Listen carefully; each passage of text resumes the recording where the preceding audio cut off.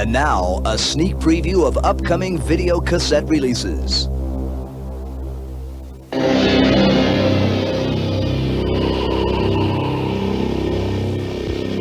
On the edge of our galaxy, there is a battleground where alien warriors compete for the ultimate prize.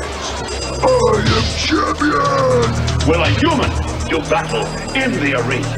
Now where is the challenger? Where humans have lost. You ever thought about the arena, Steve? It ain't gonna work. This guy's a human. What it takes to win.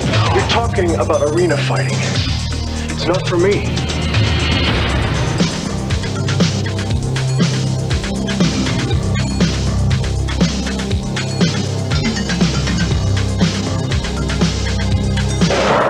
Listen to them, Steve. They're calling for you. You got speed, you got muscle. You could go right to the top. You're going to work for me. Nobody tells me what to do. Someone tried to poison him. Sorry, kid, but I'm afraid your fighting days are over. He's not gonna get away with this. The fight is between me and Rogor. You can win this fight. He won't beat.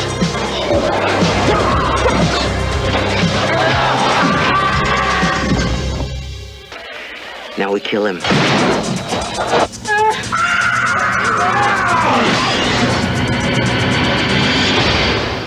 Arena.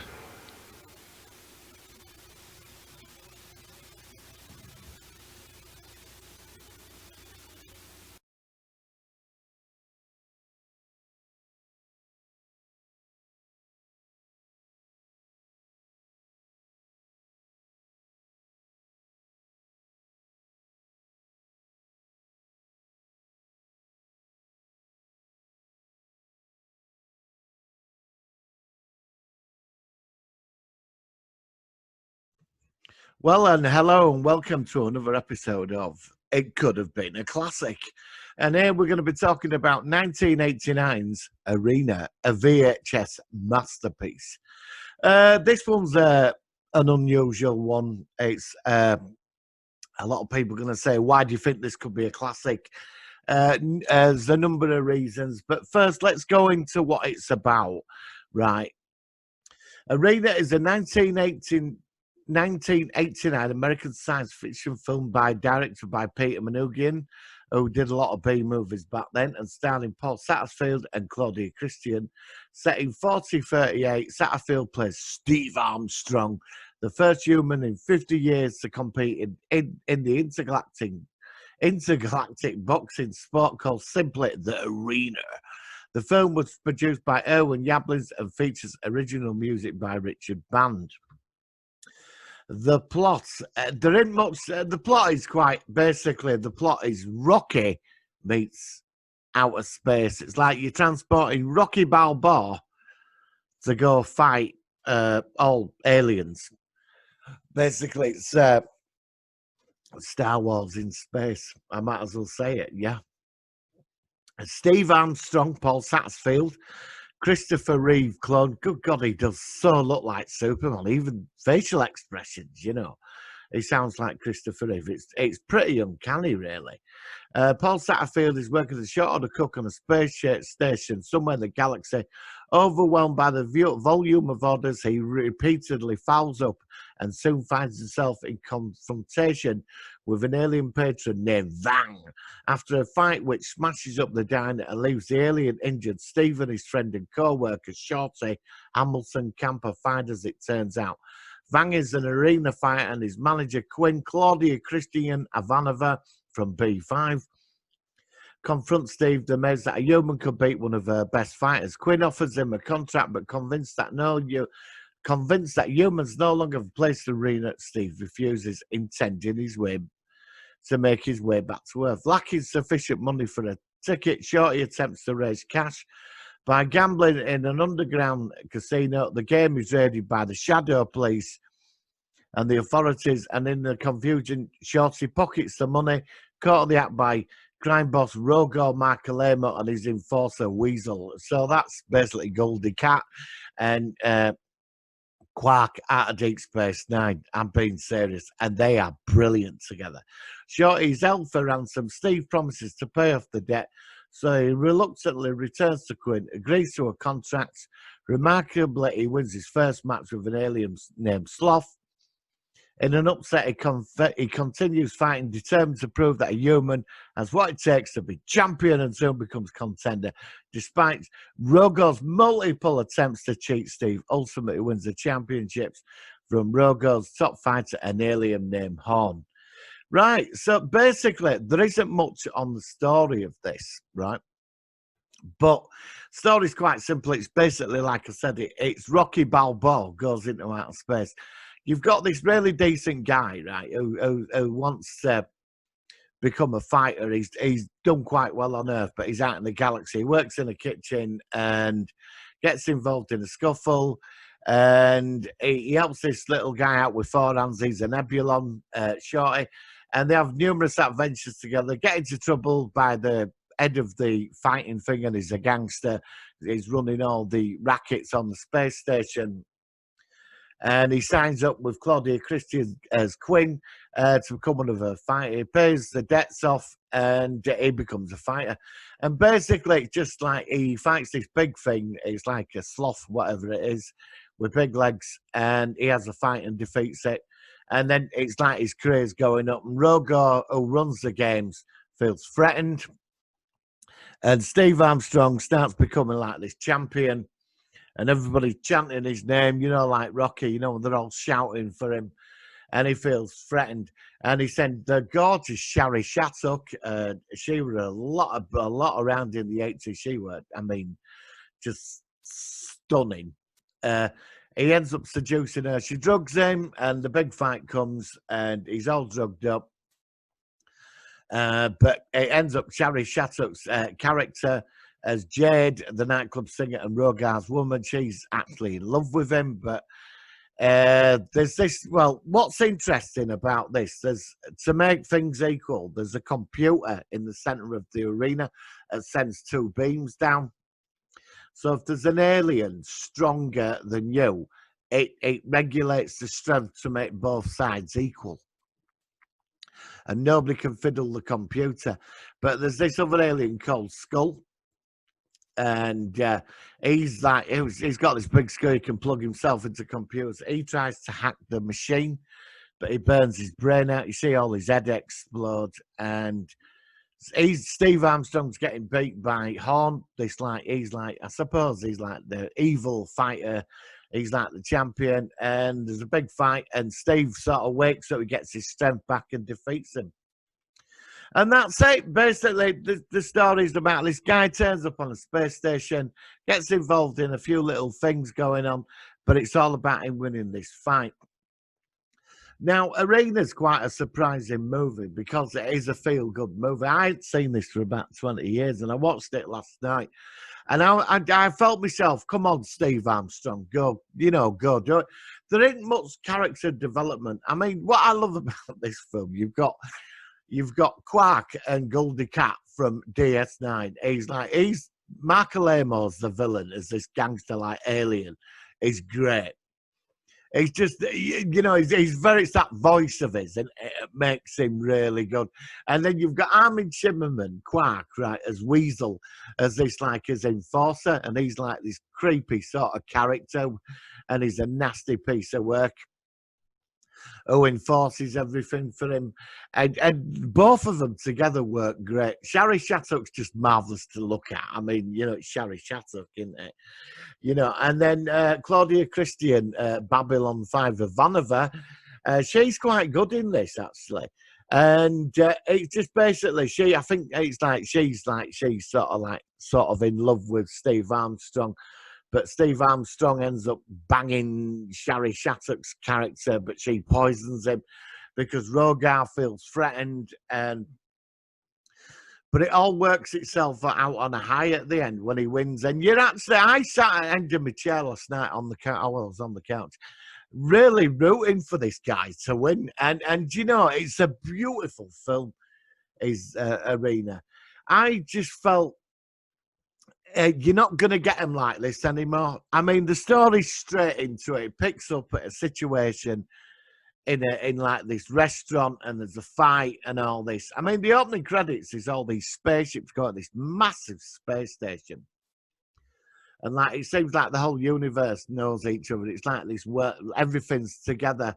But humans haven't won a single arena battle for 50 years, and Mark Armstrong becomes this hope for it all. You know, it would have been nice to know where Earth is in this galactic brotherhood or whatever it is in the future. You know, but the universe of Arena is something you could have really expanded on. Now, somebody told me years ago there was a sequel to this, and I have dug into it called Return to the Arena, but I've not found it. So if anybody does know if this does exist, because I've been on Wikipedia and I've tried everywhere else, I'd like to see this sequel if it does exist, but I don't think it does.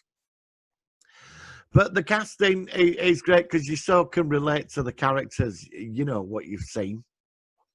But the film is a feel-good movie, and that's what I loved about it. And what do they call him? Steve Satterfield. He's a great, and actually he's quite a good actor. I quite like his character. He is a bit one-dimensional, but he's all like the underhero type guy, you know, the quiet one. He thinks he's out for himself, but he does the right thing, and that's what I love about this film. You just don't get it like this, too grey and dark today. But this film, it's all about this hope, and it's what I love about it. Now, to me, when I was watching this, the aliens and all that, it's very 1980s science fiction. Very, you could imagine Buck Rogers turning up on this space station, or Battlestar Galactica. Hey, you could even say Next Generation popping in. It's just something about it. It takes you back to that time of that type of science fiction. You know, and I just feel that Arena is one of these films. Maybe it's for my generation that you can just relate to this film from, because that was the science fiction I grew up on. Now, I got this out on VHS, and I remember the posters for it, and I sort of ignored it for a while. You know, because there were a lot of like straight-to-video movies, and somebody said, you want to get Arena out when I was at work, so I rented it out, and you know, I couldn't stop renting it out. I used to rent it out. I mean, and then I bought the tape. I got hold of the tape, and I just burnt it into the ground. I have to say, this is one of my all-time favourite movies. You know, it may be bad today by today's standards, but that magic is in this film. You know, that excitement of it. Arena is a very good film. It is what it is. Of course, you're going to think, well, it's dated.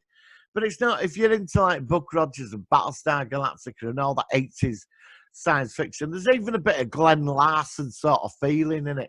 But I mean, like when you've got Mark Lamo, who's just awesome in this film, and Armin Shimmerman as Weasel is great. I just love them two characters. I think a sequel should have been made for this, about where they come back to get their revenge, because obviously Rogar, who Mark Lamo's playing, loses everything. You know, his rackets and all that, because Steve Armstrong wins.